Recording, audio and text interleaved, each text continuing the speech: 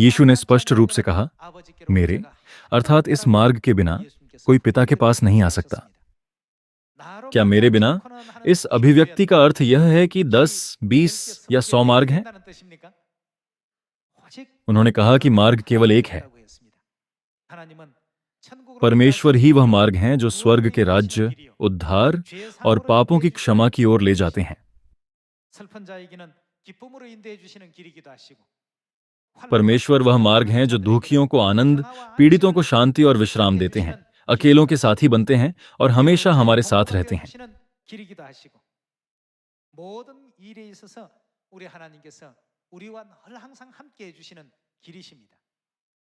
लेकिन अगर आत्मा इस मार्ग को खो दे या इसे बेकार समझकर त्याग दे, तो उसका क्या होगा? परमेश्वर ने स्पष्ट रूप से कहा कि अब उनके लिए केवल अनंत दंड है। आइए यिर्मयाह अध्याय 2 पर जाएं। आइए आयत 8 देखें। याजकों ने भी नहीं पूछा, यहोवा कहाँ है? जो व्यवस्था सिखाते थे वे भी मुझको न जानते थे। चरवाहों ने भी मुझसे बलवा किया। भविष्यद्वक्ताओं ने बाल देवता के नाम से भविष्यद्वाणी की और निष्फल बातों के पीछे चले। इस कारण यहोवा यह कहता है, मैं फिर तुमसे विवाद और तुम्हारे बेटे और पोतों से भी प्रश्न करूंगा। कित्तियों के द्वीपों में पार जाकर देखो, या केदार में दूत भेजकर भली भांति विचार करो और देखो कि ऐसा काम कहीं और भी हुआ है।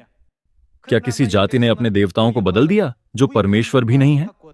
परंतु मेरी प्रजा ने अपनी महिमा को निकम्मी वस्तु से बदल दिया है। हे आकाश, चकित हो, बहुत ही थरथरा और सुनसान हो जा। यहोवा की यह वाणी है। क्योंकि मेरी प्रजा ने 2 बुराइयां की हैं। उन्होंने मुझ बहते जल के सोते को त्याग दिया है। अंत में परमेश्वर को त्यागने का अर्थ है मार्ग रूपी परमेश्वर को त्याग देना। दूसरे शब्दों में, वे मार्ग से भटक गए हैं। उन्होंने मुंह बहते जल के सोते को त्याग दिया है और उन्होंने हौद बना लिए, वरन ऐसे हौद जो टूट गए हैं और जिनमें जल नहीं रह सकता। यह सब व्यर्थ है। जो लोग परमेश्वर और उनके मार्ग से भटक गए हैं, उनका जीवन व्यर्थ है। इसलिए सुलेमान ने भी परमेश्वर का भय न मानने वालों के जीवन के बारे में कहा, व्यर्थ ही व्यर्थ, व्यर्थ ही व्यर्थ, सब कुछ व्यर्थ है। सभी लोगों, अब हमें वह मार्ग मिल गया है। हमें इस मार्ग को कभी नहीं खोना चाहिए। आइए हम मीका अध्याय 4 आयत 1 में दी गई भविष्यवाणी को देखें। अंत के दिनों में ऐसा होगा कि यहोवा के भवन का पर्वत सब पहाड़ों पर दृढ़ किया जाएगा और सब पहाड़ियों से अधिक ऊंचा किया जाएगा, और हर जाति के लोग धारा के समान उसकी ओर चलेंगे। और बहुत सी जातियों के लोग जाएंगे और आपस में कहेंगे, आओ हम यहोवा के पर्वत पर चढ़कर याकूब के परमेश्वर के भवन में जाए। तब वह हमको अपने मार्ग सिखाएगा।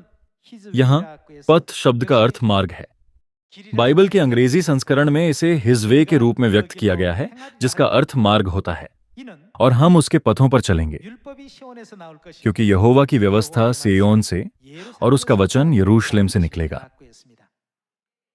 क्या परमेश्वर ने सिय्योन में अपनी व्यवस्था स्थापित नहीं की और हमारे लिए स्वर्ग के अनंत राज्य तक पहुंचने का गौरवशाली और सच्चा मार्ग नहीं खोला?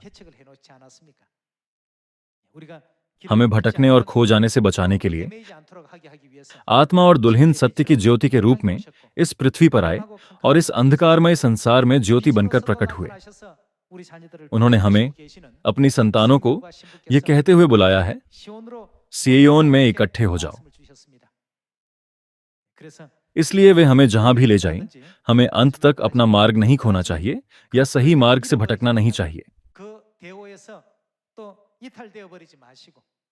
आशा है कि सिय्योन परिवार के सभी सदस्य परमेश्वर द्वारा दिए जाने वाले स्वर्ग के राज्य के भरपूर अनुग्रह को पाएंगे और उसका आनंद लेंगे।